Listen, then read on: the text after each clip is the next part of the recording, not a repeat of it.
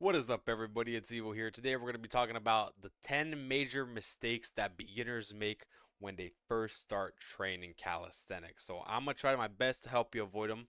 So, without further ado, let's get straight into it. So, the number one most important thing is going to be skipping the basics. Everyone wants to do the muscle up on day one.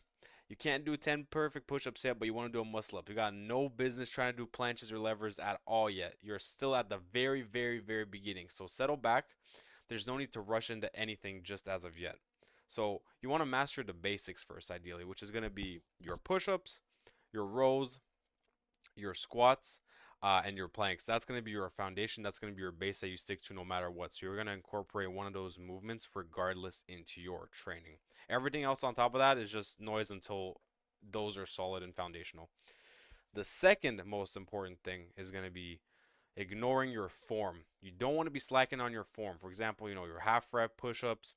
If you're doing like flailing pull-ups, you're not locking in your core and you're not tight enough. Or banana-shaped planks, kind of like this. That is the last thing you want. Not only do they look bad, they hold you back and they hurt you. You want to avoid that regardless. Good form means better gains in the long run, less injury, and actual progress. And remember, quality is always going to beat quantity, especially if you're going slow and eccentric and you're really controlling and you're squeezing your muscles. You're going to be making gains, so you don't have to worry about repping out, 50 or 60 reps. Number three is going to be doing too much too soon. So, for example, some people start and they get straight into, training 6 days a week, 2 hour routines, and which is pretty freaking hardcore. It's gonna burn you out with just extra steps. Essentially, you don't have any time for your body to recover, especially when you're starting. You really want to get the most amount of benefit from sleeping and recovering to where you're going to be putting on size. You'll get into training more and more frequently as you expand and get stronger and fuller and fill out your frame. But there's no need to rush into it in the beginning by any means. What you want to do, for example, think about starting with, what, 3, 4 sessions a week, and then let your body recover. You're building up something long term and not chasing pain. Number four is going to be neglecting legs. That is the last thing you want to be doing. I know you guys are laughing, but for real, you don't want to be the beast with the chicken legs. Just because you can't squat a barbell doesn't mean you can skip legs. Pistol squats, jump lunges, wall sits, body weight, leg work is brutal if you do it right. Once you burn and you really hold on those movements, you're going to build up some really good foundational strength. You're going to build up some strength longevity, yeah, and strength efficiency just from those simple movements. A strong body needs strong legs, so don't skip them, guys. Number five is going to be not following a program.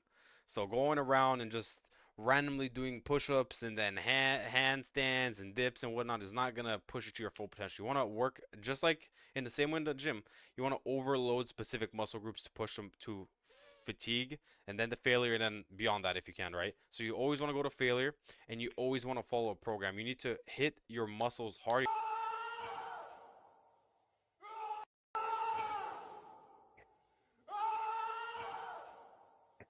for you to allow them to adapt and to develop and to build up that strength. That's where your gains are going to come in. Once you keep pushing on the same muscles again and again and again, that's going to force them to grow. That's what you want to do. You want to force growth out of your body. Number six is going to be comparing yourself to others. Now, this is more of a mental thing, but you got to remember that there's people that have significant, significant time in the gym. And these people have had time to develop over the multiple years that where if you're just starting out, it's going to seem like a lot and you're going to get upset by that. But there's no need to get frustrated because everyone starts off differently, everyone progresses differently. As long as you're pushing yourself to the best of your capabilities, you will grow regardless. And you gotta humble yourself. You gotta remember you're not the guy doing the one arm planches and the push ups on a cliff, and that's fine. It takes time. You gotta stay in your lane. Small daily wins will beat comparing yourself to someone who's been 5 to 10 years ahead, who's regardless going to be ahead of you. So there's no point in comparing yourself, anyways. So just remember that. Keep yourself grounded and keep pushing. Number seven is going to be forgetting about your diet. Do not lack on your diet, guys. I know I did this for a long time. I used to swim a lot. I used to swim provincially, and I would lack on my diet, and it would make me lack significantly in my workouts after that, right? So you can't outtrain a bad diet, especially calisthenics where body weight matters. Everything that you put in is gonna be essentially your weight. So if you're putting on clear mass, that's more muscle. So you need to make sure you're eating as clean as possible, especially if you're on calisthenics. And if it means you're gonna be bulking, then you got to make sure you're eating more clean food. You just have to be clean. you can't afford to not be clean, especially because you're not able to push stimulus to the extent of being in the gym when you're doing calisthenics. So you have to eat clean and maximize your gains from your diet, you know. If fat loss is the goal, eating a slight deficit, prioritize your protein, your whole foods, and hydration, of course. Your training won't save you if your food sabotages you at the end of the day. You can keep pushing and pushing, but if you're not feeding yourself properly, you're not going to grow and develop. And number 8 is going to be not training pulling movements. Now, most people don't have this issue, but I've seen some people that will spam, if they do any sort of pull movement, it's going to be to spam like a little bit of bicep curls, maybe one or two couple pull-ups, and they're going to resort mainly doing push-ups. Don't forget your back. You need to be doing some pulling movements, especially beginners start out and then trade with what they can see, so it's going to be the chest and the arms, and they neglect the pulling, so they're doing just curls all day and push-ups all day. You need to pull. So if it has to be rolls, if it has to be pull-ups, face pulls, any sort of scapular work, any sort of thing like that is a foundational movement. It's going to build your posture, it's going to build your balance, and it's going to build your body. Regardless, it'll help you avoid injury at the very least. So it's nice to have and include in your workout. So don't skip on that. Number 9 is going to be no mobility or warm-ups, So if you have any sort of shoulders that are stiff, if your hips are tight, if your elbows are aching, that's what happens when you jump into workouts cold. You don't want to injure yourself because it's not going to allow you to work to your full potential. So 5 to 10 minutes of mobility work can save you, weeks of pain. So don't skip out on it, guys. Never skip on your stretching or any sort of mobility or warm-up work ever, ever. It'll help you in the long run, trust me. Number 10, the most important one, quitting too soon. You're not going to see changes in 3 days or maybe even 3 weeks, but you got to keep going. Calisthenics is very slow, but it is efficient. Calisthenic for sure does work. You will see gains in your strength and your control and your aesthetics, but you have to stick with it.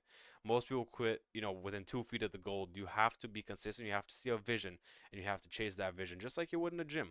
Calisthenics works in a lot of the same principles, but you just have to adapt your training and your diet to that sort of training, and keep going and keep sticking through with it to see the result in the end. After various amount of time and a couple years, you will get there. So, which of these mistakes have you guys made? Be honest, I made a couple of them too. I know when I was younger, I kept lacking, and that's how it happens. But you learn and you progress through it, and you get better and better. So, if you enjoyed the video, drop a comment below, subscribe, let me know where your guys' heads at, and if you want to see more calisthenic content, please let me know. As all, remember, boys, train hard, stay consistent, and I'll see you guys in the next one. Take care. Bye bye.